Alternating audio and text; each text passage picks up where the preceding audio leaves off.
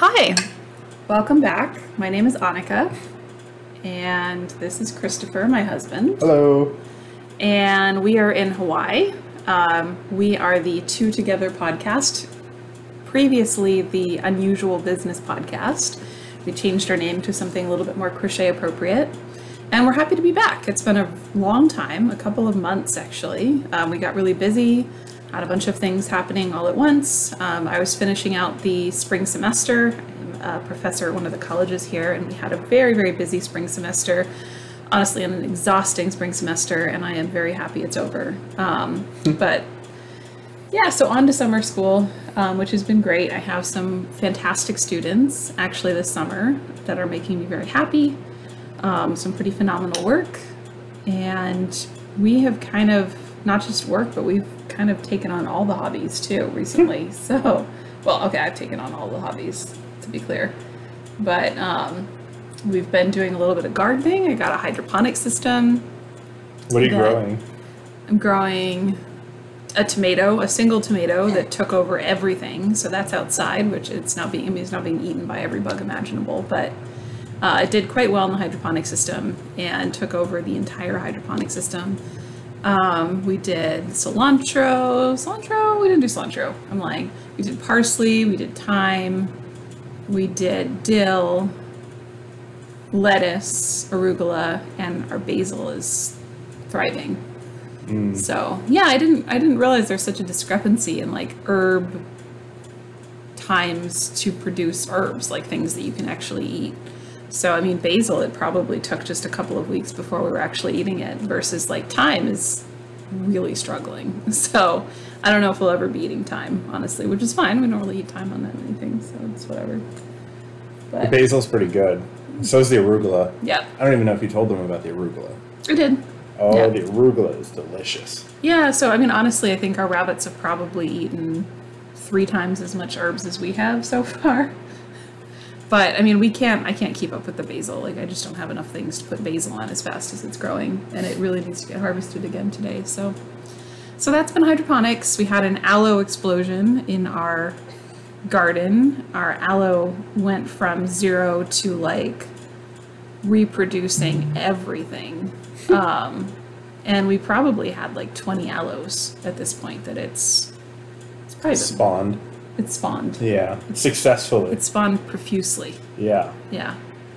Profusive spawner. Yeah. How old do you think our aloe is? 5 years old? 4 years old? 5 or 6 years old. Yeah. So I bought maybe a handful of plants when Chris and I moved here to Hawaii about 6 years ago. And the aloe is one of the aloe and this other red tree are one of the few ones that actually made it. So yeah, it's doing pretty well. Doing really well. We got a couple of those over to one of my colleagues, and where I hope they're probably thriving. I'm sure they are.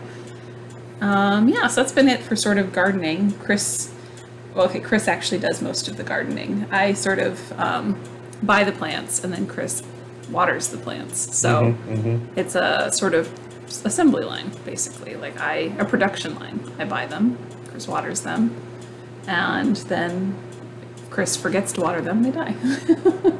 That's kind of the... Yeah, that's true. Annika bought me a bonsai tree that I'm very appreciative of and I really like, but it's kind of struggling. So if you know any bonsai growers that can give me some tips, it's my first bonsai and I don't want to lose it. I told him to ask in the bonsai group, but he's too ashamed of his little pine tree. It's struggling a lot. So Struggling. yeah. I don't know what's going wrong. Oh, actually, on the subject of bonsai, Chris figured out just this year how bonsai are actually created, and I kind of wish I hadn't told him, honestly. It was kind of like, telling a child about Santa Claus, because you thought that it was like A genetically tiny tree. a genetically modified tree, so like it was like separate from a pine tree. It was like a little tree, meant to be a little tree. Yeah. Yeah, he was really not happy to find out that you like clip the roots to make them tiny. So I still don't believe you. I think I ruined it for you. I thought that they were bred to be little trees. You're telling me that they have been physically modified to be little trees? Get the heck out of here. Nope, it's true. It's believable. It's true. But I don't necessarily believe it. I mean, you could believe it or not. That's just how it happens. Wow. Yeah, people are savage. That poor little bonsai could have been big, and instead it's little. It was like kicking a very big puppy. It's completely unfair.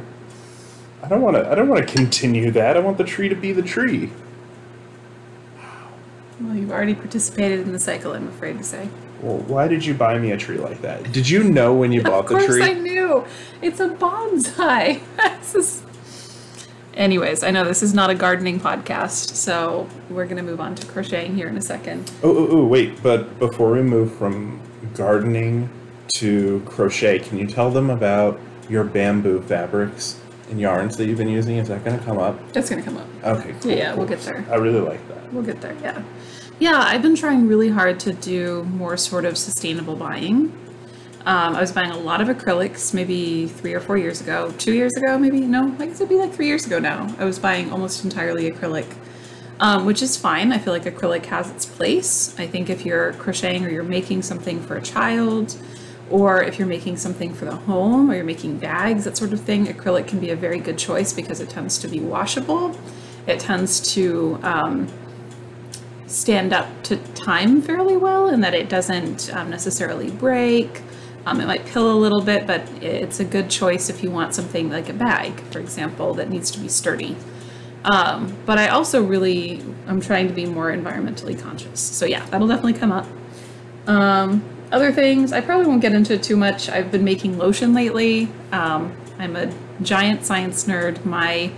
I'm ABD at the moment in cognitive psychology / sort of neuroscience. And so yeah, big science nerd, love thinking about emulsification and how different chemicals go together to create new substances. It's probably the nerdiest take on lotion I've seen so far on the internet.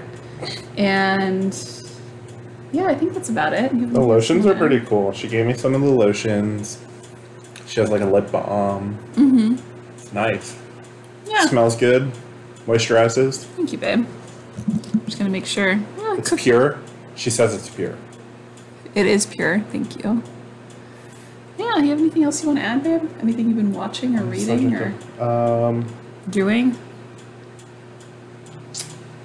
Let me think. I'm really sad that like many of you are, that the new James Bond movie hasn't come out yet. It keeps getting pushed back by the coronavirus pandemic and the fact that a lot of movie theaters weren't open for a long time, and so we're looking at late 2021. I know this is a lot of you are with me in this, that it's not coming, but Netflix, and Disney Plus have captured me and my attention mostly.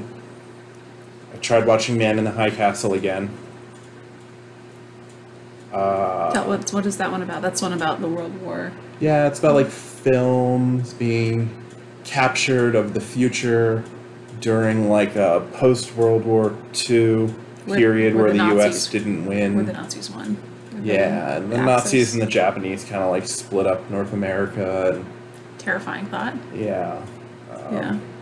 It's really interesting actually because we use entertainment very differently. Like I go towards things that make me happy, that put me in alternative places outside of our sort of dystopian future or present, and he sort of looks towards like dystopian films. And I sometimes wonder if that sort of reflects our view on life, where I sort of see things as a little bit dystopian in our present, and I think Chris is very much an optimistic person, so not that he doesn't see flaws, obviously, in the way things are run and that sort of thing, but I think that you're also a kind of glass half full sort of person. Yeah. Generally. Lots to be fixed, but all in all, things could be worse. And we need to make things much better so that the people who feel like it's worse right now can feel like it's better tomorrow. Yeah. I just feel like why set your expectations high, Like if you are looking forward to something, I feel like you have such a high chance of being disappointed. Whereas if you're always sort of certain you will be disappointed, you're always content. I don't know, babe. No? It seems like not a healthy way to think.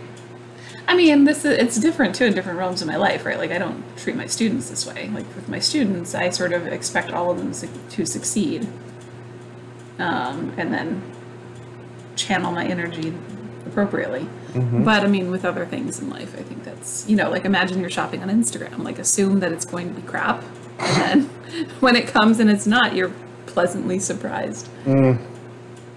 I don't know. Maybe a life philosophy is too broad. Maybe we need like a philosophy for different dimensions of our lives. Definitely, yeah. Like I used to be a Jets fan, and so you can't be optimistic that the Jets are going to win ever.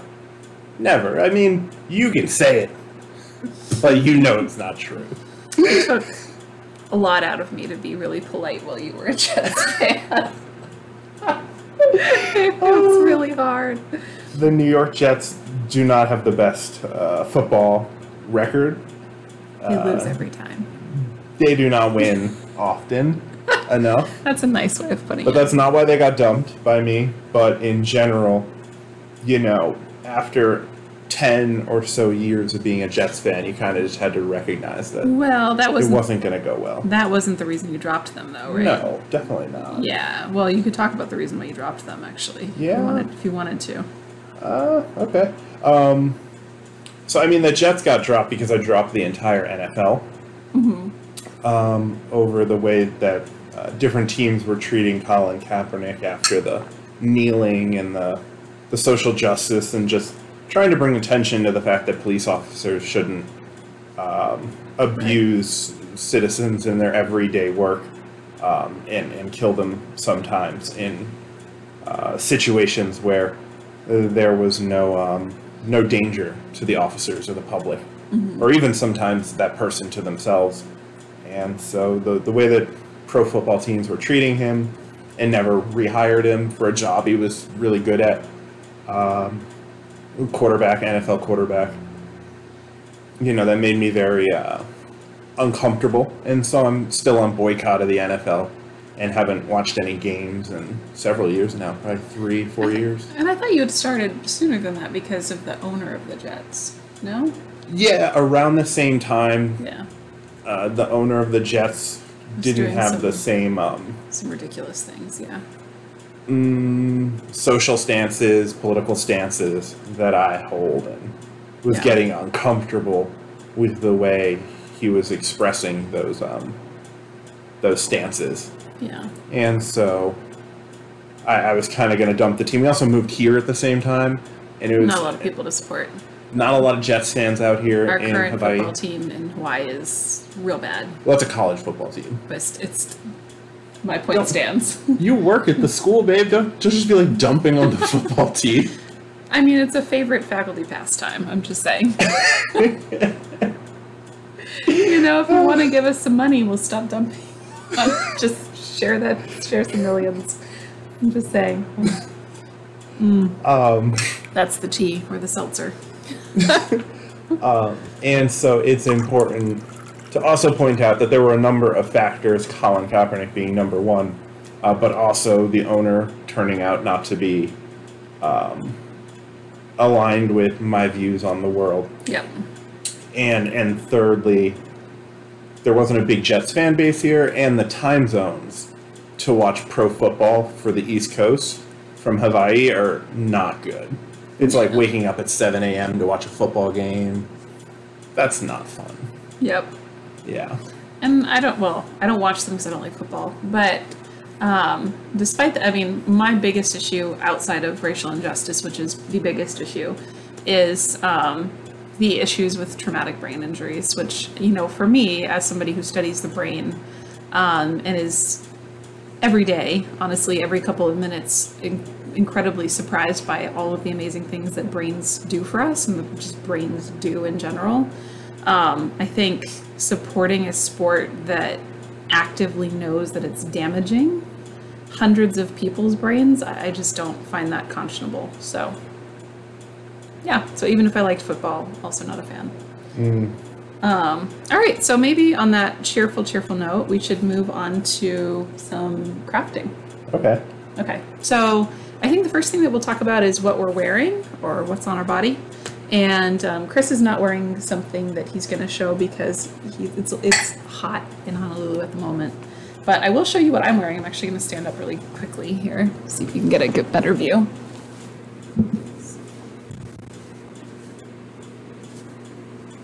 Yeah, so you can't really get a good picture of the skirt there, but if I get a chance later, I'll insert a picture. But this is called the barrel top. It's a cowl neck crochet top. So if you can see, there's the cowl. The bottom is called the swing skirt. So the cowl neck top first is again called the barrel cowl neck top. We'll see if I can get a good picture. And that one is by Lion Brand. It's a free pattern and it was extremely easy. It's really just half double crochets all the way up, and then the cowl you just do half double crochets around and around and around for like 20 something rows, and it creates this really nice sort of drapey cowl. This yarn, I don't think I brought the yarn out here, but it's bamboo. It is cotton bamboo, I think, from the LB Collections by Lion Brand. Again, I've been trying really hard to sort of buy more sustainable yarns. The skirt is actually my own pattern. Again, it's called the swing skirt, and it's made in cotton jeans, I think is what it's called, and it's 100% cotton, made to look like a sort of, so if I can hold up a little bit, sort of denim-y fabric. So that has sort of half double crochets on the top, and then you have like sort of lace on the bottom. So that's what I'm wearing. And then Chris, did you want to talk about the item right there? Yeah, definitely. So let me show you this awesome shirt that Annika made for me. I wore it the other day. It's really, really cool to look at. It has great colors and texture. It's You picked the colors. yeah, I picked the colors. And Annika put it together. Let me hold it up for you. Yep, so we're calling it That 70s Shirt, so it has kind of a nice 70s vibe to it. And that's the front. Here's the back. So it has like a top-down construction. There's a circular yoke at the top. And then you go around the sleeves, you crochet a chain here, and then you combine, and then you go around the body in a circle. So that does look quite nice on him, and actually on my Instagram there's a very nice picture of him wearing it at the beach. So I think that looks lovely on him. Like that on her Instagram. Where can they find you on Instagram, babe? I'll see if I can put that on my public Instagram. I think this is actually my private Instagram. But I am Hook Yarn and Sweater on Instagram. That's my public Instagram, and that's also where I promote patterns for my business, which is also called Hook Yarn and Sweater. Yeah, so that's what we're wearing. So we'll get that up so we'll release and have that on the Instagram similar time for you. Absolutely.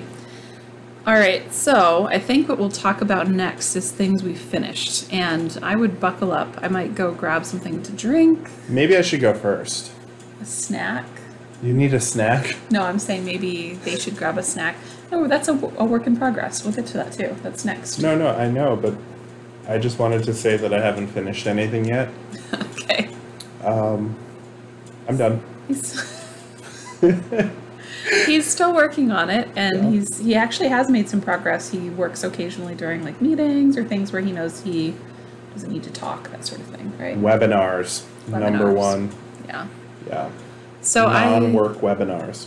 I have a pile. It has been like 3 or 4 months since we podcasted last time, so I have a lot to show. A pile, you said?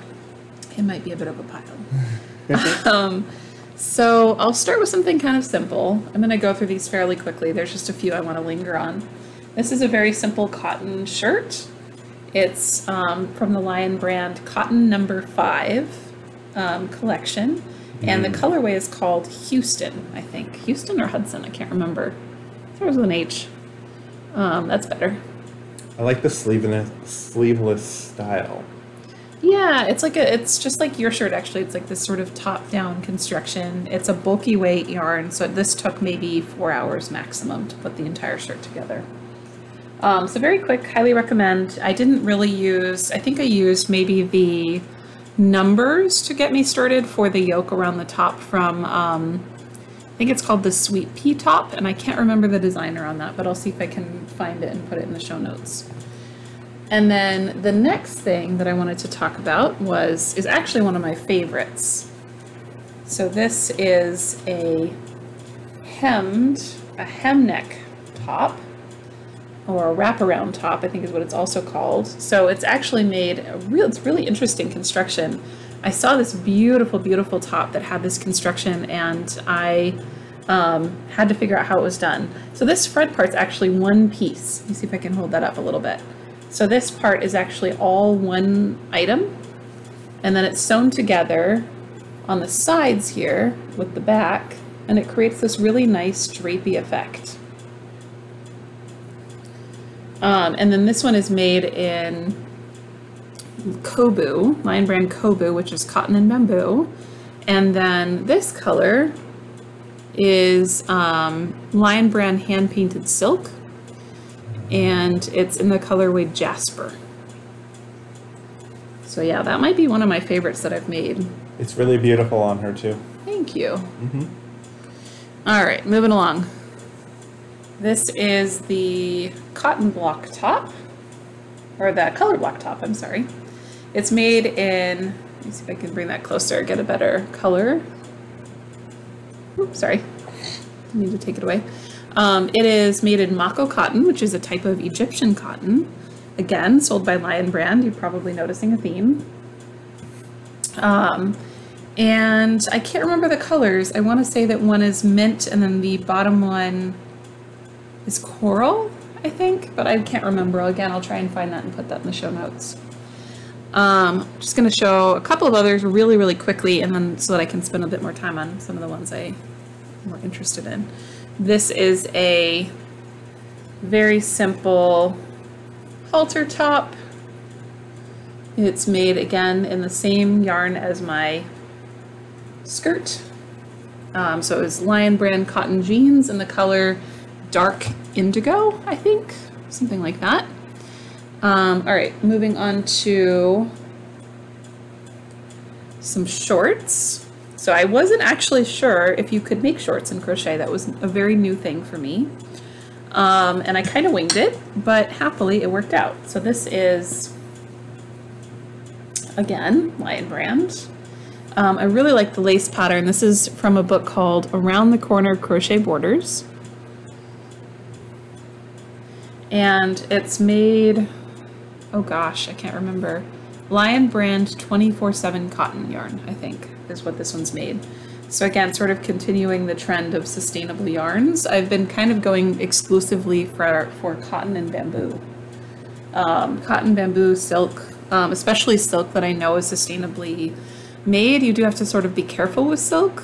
Silk's one of those fibers that can be, they can sometimes use essentially like indentured servitude, or people who are paid very, very low wages harvesting it. So you really want to make sure that you see sustainably harvested on the label, and you kind of want to know what sustainably harvested means for that company too, because there isn't really a definition of what sustainable means. All right, I also have this pencil skirt, which has a sort of slit in the back in that same Lion Brand cotton number 5 color. That one's cute. Yeah, I like this one actually. And it's surprisingly cool for like a bulky skirt. I think that's down to the cotton. So another pair of shorts. This is also the cotton 24/7 or 24/7 cotton from Lion Brand. This is a different lace pattern from that same book, Round the Corner Crochet Borders. All right, and then getting into some of, oh, actually I'll show one more pair of shorts and then I'll get into some of the 2 more pairs of shorts. Sorry, so many shorts. So this one is made in Pima cotton. in the colorway Stone, or Slate or Stone, one of the two. So, again, Lion brand, Pima cotton. Where'd you get the pattern from, or did you wing all the shorts? I winged all of them. Wow. Yeah, so You're doing really well considering you winged all of them. The first ones fit, all the other ones look good too. Thank you. Yeah, I've pretty much made up everything that I've made so far for this summer. Same lace pattern as the last shorts I showed you. This is Mako cotton again, the black Mako cotton. It is delightful. If you are trying to think of one yarn to splurge on, I would highly, highly recommend Mako cotton or an Egyptian cotton, especially if you're making some sort of summer clothing. So if you want to make summer top or summer shorts, they're not hand washable. You do have to be very, very careful with how you wash them. They will not felt, but they will essentially fall apart if you were to wash them in the washing machine or the dryer. So be really careful there. But if you treat them gently, there's no reason they can't be really serviceable and very long-lasting clothing. All right, so I'm also decided to put together some patterns in two different collections, probably later this summer when I have a bit more time. And those are going to be called, the first collection is going to be called Botanicals, and these are sort of inspired by different flowers or by sort of nature and flowers, that sort of thing. So I'm going to show a couple of items that fall into that category. The first one that falls in that category is called the Flower Garden Shorts. And these might be my favorite thing I've made all summer.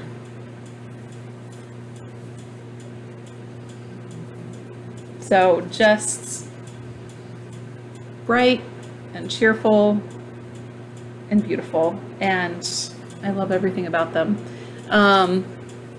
So these, I'll just sort of list the yarns very quickly. This is the Kobu, you saw it in a top again. This is the hand-painted silk. This is the cotton and bamboo, same hand-painted silk. This is called Nubu, it's lyocell, which is made entirely, I think, from eucalyptus. And then again, hand-painted silk. I don't know if you want to hold that. Mm-hmm. Yeah. So the top is actually from a bag called the Malia bag, and that is just an absolutely stunning pattern if you get the chance. And if you're looking for a bag pattern, I highly recommend. It's from a designer named Chai and Spice, I think. So the construction of this is really interesting. It's actually made, you have the lace, and then on the other side of the lace, you actually create these double crochets, and then you create another panel of the lace. You start at the bottom and then you make more double crochets, and you end up with this beautiful flowing lace pattern. And it reminds me of a flower garden. So thus or a bed of flowers in bloom. Yeah, so again, one of my favorite things that I've made so far. Do you think you want to get it real close to the camera in case there's like resolution concerns? Oh, maybe. You guys see that? Pretty intricate. Yeah. I hope they like it. I like it. Thank you, babe. Yeah. So that pattern will probably be coming either late July or early August. I'm going to say probably more like early August. I don't want to stress myself out getting that one out. Mm-hmm. The other shirt in that same collection is called the Thistle shirt, or the Thistle top. And another favorite of mine. So it is blowing out a teeny bit. This is in Lion brand Trubu. It's pure bamboo. I think maybe some silk, or maybe, I can't remember if it's just bamboo or a little bit of silk. It's actually in the colorway Thistle as well. And it's this beautiful sort of periwinkle color. The construction, it's made in shell stitches, and it's actually worked from the bottom up. So you work in rounds from the bottom up. Then you make 2 panels here on the top for the V-neck. And on the back, you just do a straight panel up to the top and finish off, and then you join those sleeves. So very, very simple. I think it maybe took me a couple of days because I wasn't working, you know, hours and hours and hours at a time every day. But it is so drapey and so lacy and just wonderful. Yeah, very proud of it. So yeah, that's my thistle top. And then one other in that collection so far is called the goldenrod.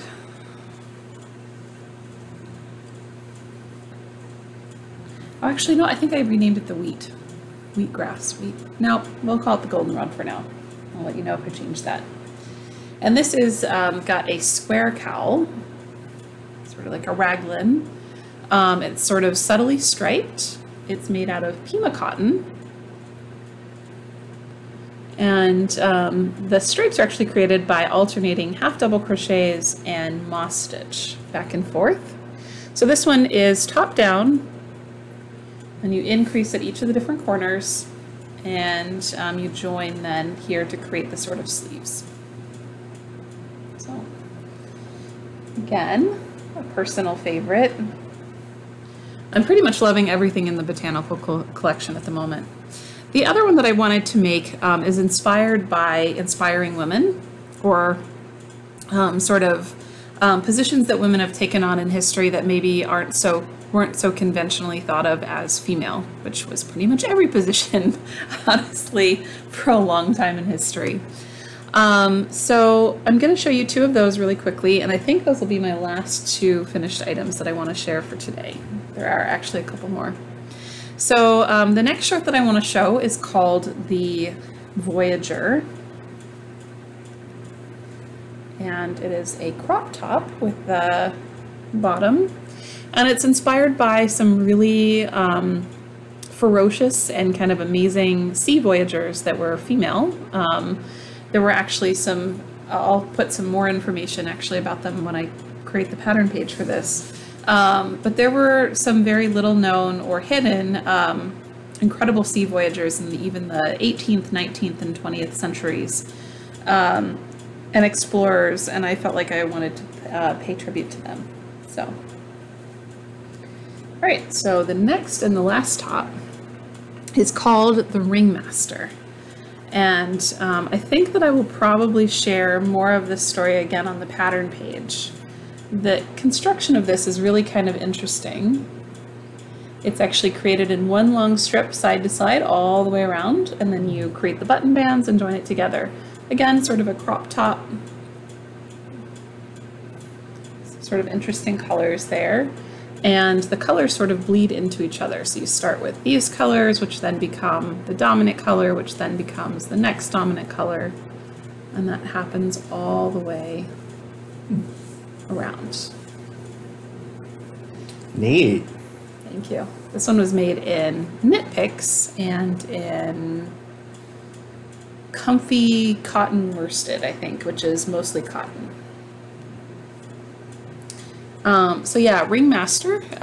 There was actually a very famous female circus ringmaster in history, which I will talk about more again on the pattern page. I'll have her story there. All right, so I think, sorry babe, that is finally it for my finished objects. I actually have more finished objects that I decided not to bring. And you obviously can't see it, but I have a massive pile now at my feet. Been very productive the last few months in this regard. So I think we can move on to works in progress. Okay. you wanna finally speak? Yeah, let's talk about the scarf. All right, the scarf. Okay, so the scarf is really coming along. You know, ever since we started, I've been working on the scarf. So we're where are we at? 18 inches maybe now. Doing pretty good. Scarf's coming along. It's a little uneven. There were some mistakes made about a month ago, where we got a little crook. But you fixed them. In the scarf. You can see my eye through it. But all in all, we were able to recover strong from the crook to make for a better scarf for the future. So what are you like running you and the scarf running for president? No, but the scarf and I are, you know, in a relationship, and we are trying to get this. You're sorting through your problems. Yeah, we're sorting through our problems together. And I'm feeling a little bit jealous. We're gonna get it done, and we're gonna get it off to where it belongs, so that I can start my next project that I'm also excited about. Which we will also talk about too. But yeah, let's actually hold that up a little bit closer so that they can see the colors, because those colors are really beautiful. Great colors. Don't look at the, yeah, there we go. If you turn it around, I think that's the wrong side, because it's Tunisian as a right or wrong side. Oh. Learn something new every day. And remember what stitch you're using? Half stitch crochet. He's using the Tunisian simple stitch. Ah, yes. The Tunisian simple stitch, of course. Yeah, I've actually been very impressed with his ability to like discover mistakes and then fix them. So he's been working through, he actually has quite a few straight bits now. And you can tell that his work has become a bit more even, and yeah, it looks quite nice. Literally just discovered there's a right side and a wrong side. I've been looking at the same side the entire project. Oh, it looks really cool on the back side though. Anyway, the front side looks better. That's true. That's true. So that is the scarf. I don't know, if we're at 18 inches, where are we going to, babe? How long does it need to be? 4 feet? It has to wrap around his neck. He's, as a reminder, if you haven't watched us before, he's making the scarf for my very soon-to-be brother-in-law, my sister's soon-to-be husband, her fiance Ian, and Ian made him a beautiful scarf actually for Christmas in moss stitch out of I want to say Landscapes yarn. I can't remember exactly the name, but it was so gorgeous. It was like greenish and purplish and bluish, like a variegated yarn. So yeah, he's working on Ian's gift, which might be Ian's gift for Christmas, maybe, potentially. At this speed? Let's talk about birthdays like 12 months from now. Yeah, but it's coming. It's coming. It's coming. It's coming. All right. So much suspense, babe. Well, everyone's watching too, so it's not. Is it really suspenseful if you can watch the progress? Yeah, I'm in suspense. Okay. I'm dying to see how that's going to turn out. I didn't mean that shady. Even though it came out that way. All right, so let me talk about the 2 works in progress that I'm currently working on. Whew, it's a mess. What is that? Thank you. Wow, somebody else can be shady too.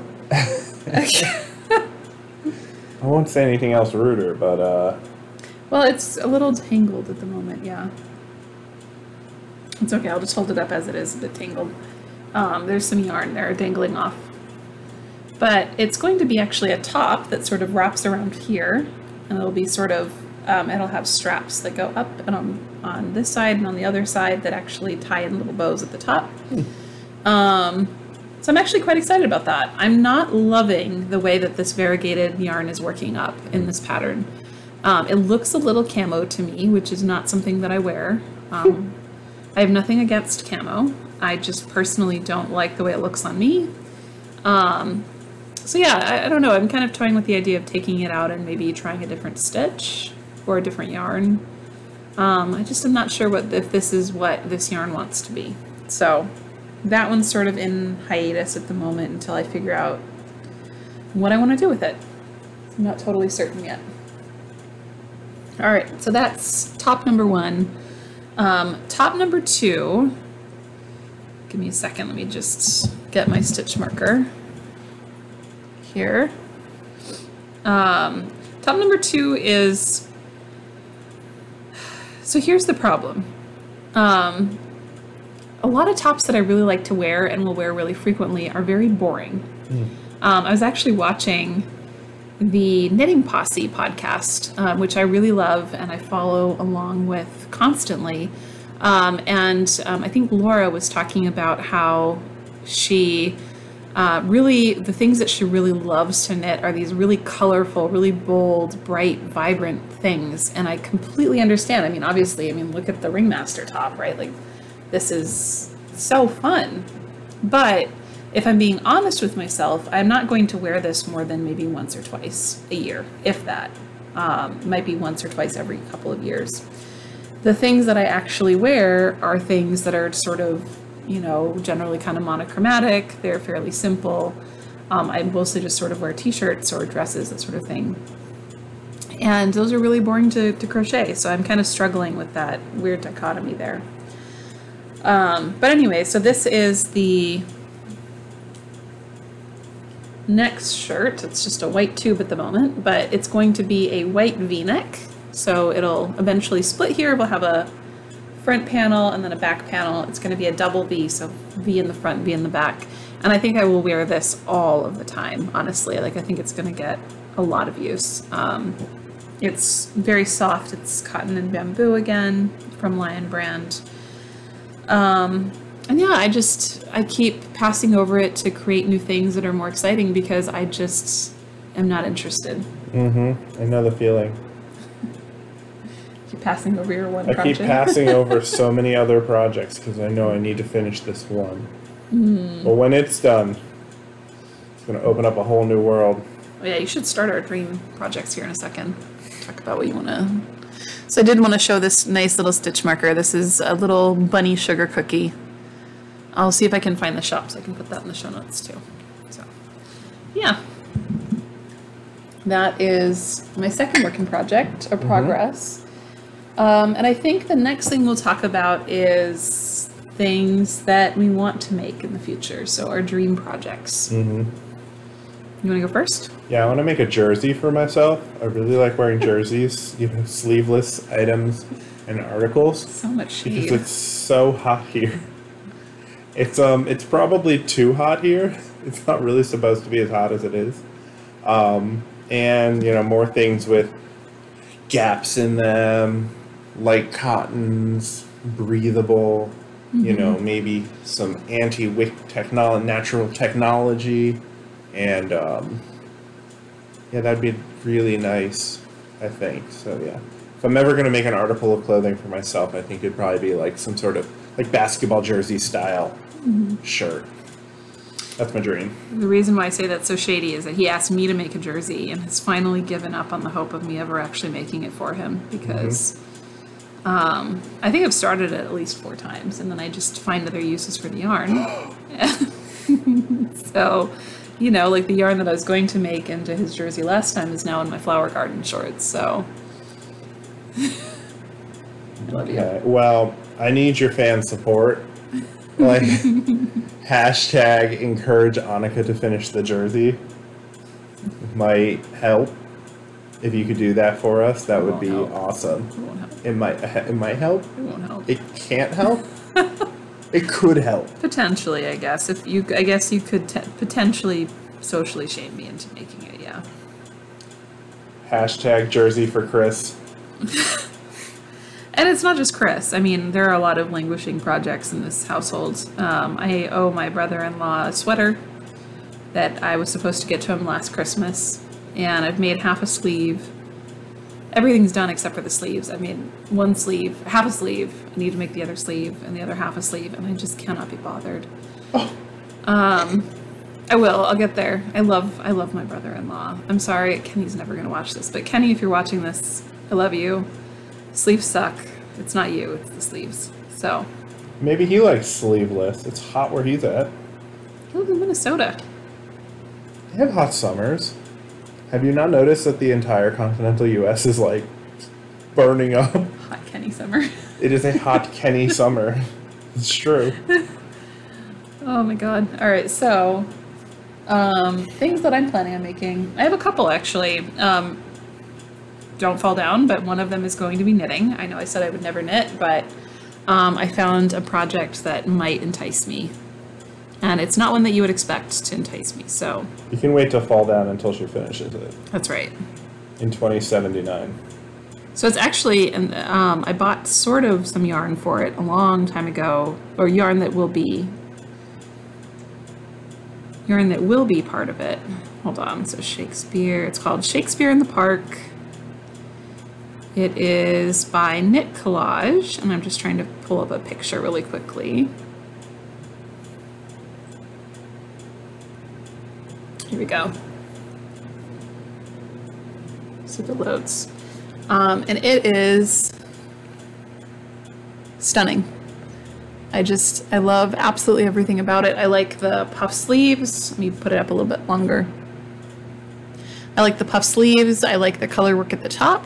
Got a little pop up there. I love everything about it. And it's made in this sort of yellow cotton boucle, or I think it's probably wool boucle. And yeah, so I've tried to knit at least 6 times. I just don't like it. Even when I get a rhythm up, I just don't enjoy it. I don't enjoy the process. But I'm going to try again because I want that so badly. If any other crocheters are out there who have had these knitting challenges where they start, they decide they don't like it, but then one day fall in love with it, if you could reach out and just let us know Lend your what moral it is. support, please. Yeah. Yeah, at this point, it's not even that like I feel like I'd be bad at it. I just don't enjoy it. There's something very soothing to me about crocheting, and maybe it's just that my brain now, because you know, there's enough of a procedural memory that I don't really have to think about it when I do it. So maybe that's the issue. And once I got really in the rhythm of knitting, it'd be fine. But right now, it's stressful. So yeah. Anyway, so I'll get there eventually, hopefully. The other thing that's one of my work in progress, or one of my dream knitting, or dream crocheting, is actually a jersey for Curtis. So I might give him that yarn. We'll see. He can make his own jersey. So it's actually in... Wait, what? No. No. Well, it sounds like that's what you want. So shade goes both ways, love. So this is by a company called Silk City Fibers. It's yarn called Jersey, and I think that it's probably just polyester, but it is so soft. It's actually sort of a ribbon yarn. I'll hold it a little closer so you can see the texture. And I think it would make absolutely wonderful jersey fabric. It's a little bit stretchy too, so I think it would give him a nice drape. There's like holes in the ribbon, so I think it'll give him the opacity so that, you know, they can't actually see everything, but also some like breathability. Thanks, babe. Keeping the secret secret, huh? Exactly, yeah. Yeah, my secret garden. It's not theirs. And then I'm going to write something on it. I haven't decided what, but I'm going to do that in, I think I only brought one of them. I have white and black of the Re-Up cotton by Lion Brand, and I think I'm going to do sort of a white stripe around the jersey on the top and the bottom, and then some sort of words in the black. Maybe just his last name on the back, aloha on the front, I don't know. We'll think of something clever. Or if you have something clever, let me know. I'd be curious to know. I would also be curious to know what you could come up with for the front and the back of the shirt. We've actually been struggling a little bit with things that aren't super basic to put on the jersey. So if you have suggestions, yeah. Absolutely. Yep. Yep. And then the next, give me a second. The next top that I am planning on making is called the Alfresco Tank by Allison Chu, which is hilarious because my best friend's name is Allison Chu, but spelled differently. And it looks like this. So I really love, I might do a V-neck in the front instead of that sort of scoop neck, but if you see the back, it's that sort of corset back, and it is so pretty. So I do love it in this sort of neutrally sort of purple, but I think it'd be pretty in like a really, really bright red. This is actually blowing out a little bit. It's less of a tomato red and more of a sort of bluish red. So if I can hold a little closer and get it. Yeah, no, it's not really gonna pick up properly. Maybe if I, no, whatever. It is very bright. It's called Poppy. It's a comfy cotton blend by Lion Brand. I think this does have a little bit of acrylic in it. It's whatever. I couldn't find the right color in a pure cotton or pure bamboo that I liked. So, and this one has sort of it's light and dark red sort of twined together and twisted together and marled. So I think it'll give it a really nice sort of complicated marled appearance. So that's the next one. And the model, I mean, it's just stunning. Like, I just, yeah, I love everything about it. All right, so the next thing that I want to do is shoes. So I have, let's see if I can, oh, there we go. So these are actually lambskin soles, and I'm going to sort of crochet around them in the little divots that you can see there, and create some nice little flats to wear maybe at the beach, that sort of thing. So, what happened to the lamb, Annika? Did you really just do that to me? Well, I didn't know there were lambskin soles until right now. Everybody else at home is like, lambskin? Your shoes probably have lambskin soles. I don't know. My shoes are made in the Nike factory, babe. They don't have lambskin soles. Oh yeah, your boat shoes are made in the Nike factory? Well, those ones were made in a mass production situation that also probably did not include lambskin. But it's like artificial lambskin, right? I don't even know if they're real lambskin. Yeah. I don't know if to be determined. I mean, they have sort of a charcoal bottom. They're actually meant to be like odor absorbent. Like they're meant to be stuck in your shoes, but I'm using them as like the actual shoe bottom. I don't know if they're real lambskin, babe. Okay. To be determined. I can't believe you put me on the spot like that. I can't believe you bought lambskin sole shoes. Poor lambs. Says the man who eats lamb for Thanksgiving every year. You eat it with me! Okay, well then we're equally guilty. Alright. This is one of my... So now on to acquisitions. Touche. There's no touche in that. If anything, the touche was on my side. Why is the touche on your side? Okay, we're going to move on. So this is Hand-Dyed Silk by Lion Brand in the color Citrine. This is the same color I'm using for my shirt, and I just don't like it in the shirt. I mean, look how beautiful and stunning it is in that skein. And you would never know how pretty it was if you saw that shirt. So it just needs to be something else, I think, that like really shows off how pretty it is. It's a collector skein. I have a lot of those, unfortunately. The other, so I showed you quite a few things made in Pima cotton. These are both Pima cotton as well, again from Lion Brand. Lion Brand, I think I've refinanced somebody's house at this point at Lion Brand with the amount of yarn I've bought. Somebody out there has bought a new hot tub. So there's this one, which is going to be another nice, like, sort of summer top. And then this one, which is the color, so the last one was the color Patagonia. So that's fairly true. The color. And this one is called Rose Taupe. And that's going to be a skirt, just like the one I'm wearing. So like a kind of circle swing skirt. What's your favorite one of those? Probably the Rose Taupe, actually. I really love this sort of mauvey neutral color. I think it's really beautiful. And I'm only showing a small portion of the things I bought, mostly from Lion Brand and a couple of others, because it's a little embarrassing how much I bought. So. If you keep showing them, you won't have anything for next time, right? Oh no, I have plenty of other things to show next time. Don't worry about it. This is Cotton Boucle from Lion Brand. No, I'm sorry, Knit Picks. It is so soft. I'm just going to leave you with that. Thanks, babe. It is very soft. Wonderful. This is going to be... Ooh, that one's pretty. Yeah. This one is going to be a... They can't see it.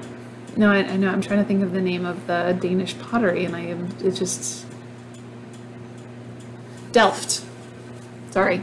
This is going to be a Delft-inspired shirt. So Delft is beautiful Danish pottery. And it's going to be a top that has sort of a nice little Delft pattern at the bottom around the hem. So eventually I'll work on that. It's called Cotton Reflections. It's cotton and linen spun together.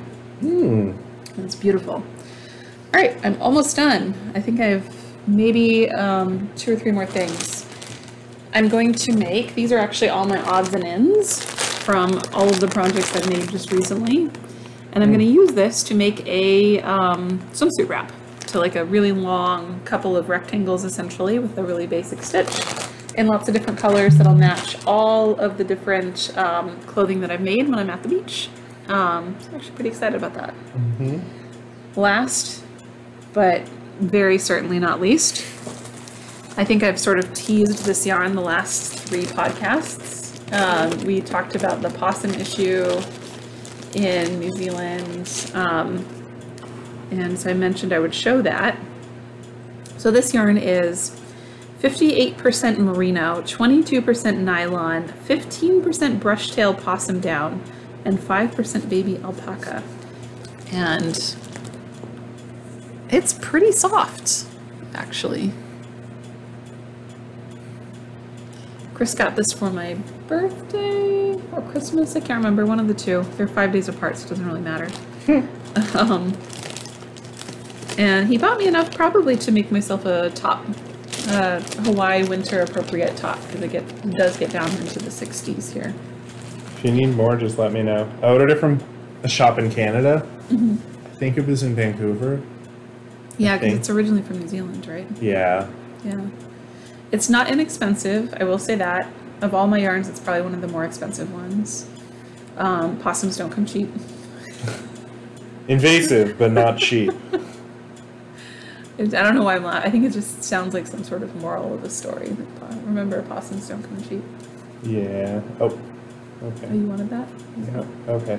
So, I think that the last thing I wanted to do was do a little segment called Ill-Advised. As a sort of joke. Yeah, I just thought that, you know, we have, we're obviously partners. He's my husband, I'm his wife.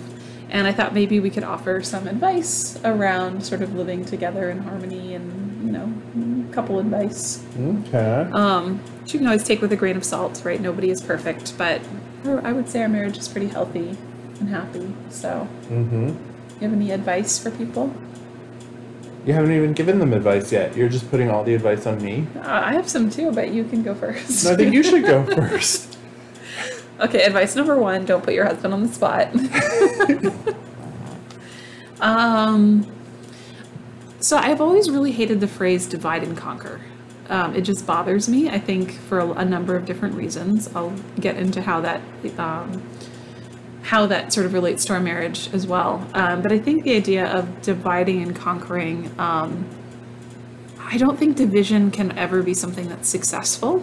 Ultimately, like, I think dividing people or dividing anything really is always going to end up in arguments and unhappiness. And I think in a marriage, a better phrase would be something like unite and conquer. I think that when you work together, you really do accomplish a lot more than when you're trying to work on the same thing independently in like separate lanes. I think that sort of ends up in like redundancy and both people trying to do the same thing and getting under each other's feet and that sort of thing. So, you know, working on the same task together and understanding which pieces each person is going to do and like what each person is good at is really, really important because, you know, and I hate to be so cliche, but everybody does bring different strengths to a relationship, whether that's romantic, like in our case, or platonic, you know, or, you know, even if it's like a working relationship, everybody always has a different role to play, different strengths that they bring to the table.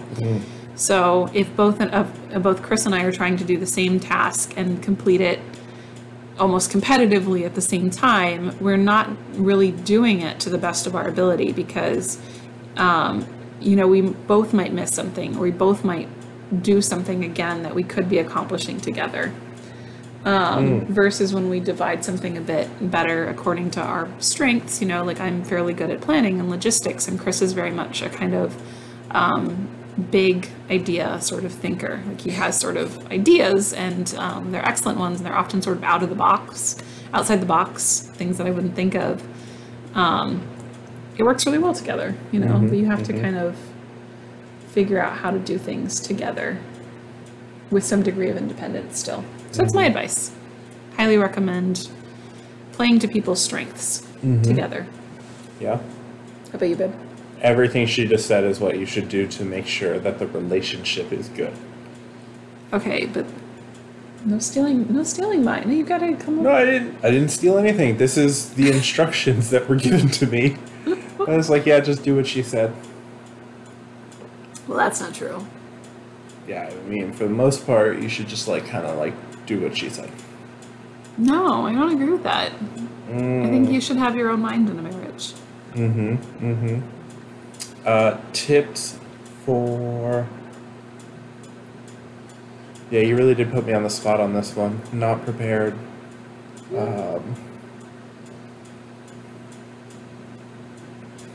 Pressure. You don't need me to tell you what's best in your marriage. It's very important for you to listen to your heart and listen to your partner. So That part's true. My best instruction would be to, listen to your partner, ask for clarification. All right, communication. Maybe Yeah, write things down, visualize the goal, which is something they taught us in college in like quality control class and stuff.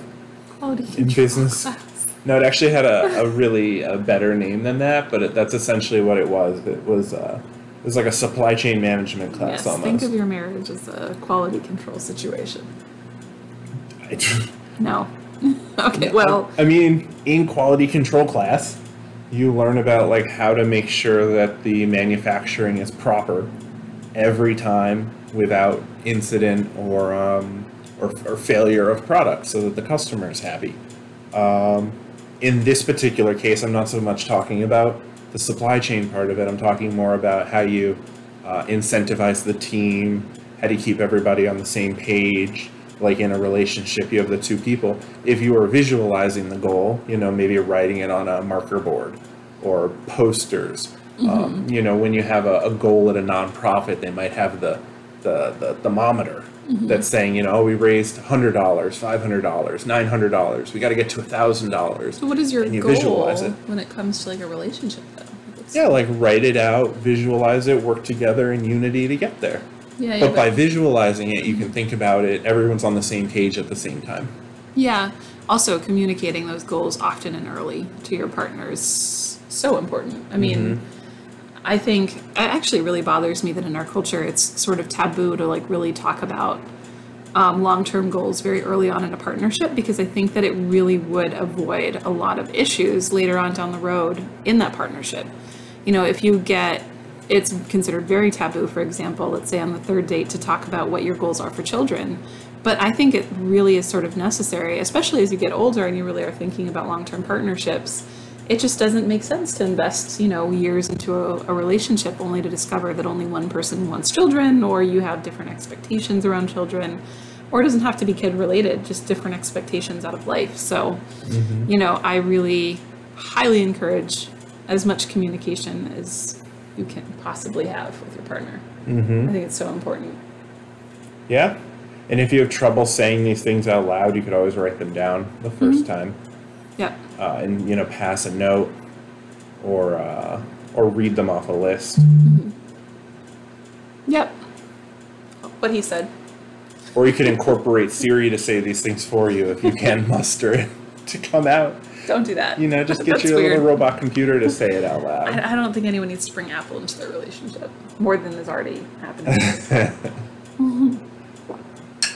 I think that's it. Just ideas for different people. Yeah. Different strokes for different folks. Yeah, it's true. All right, I think that's it for me. Anything else you want to add, love? Yeah. Keep on hooking. Keep on hooking. Thank you for joining us. Thank you so much for joining us. And until next time, this is Two Together Podcast, and enjoy your creating. Bye, everybody.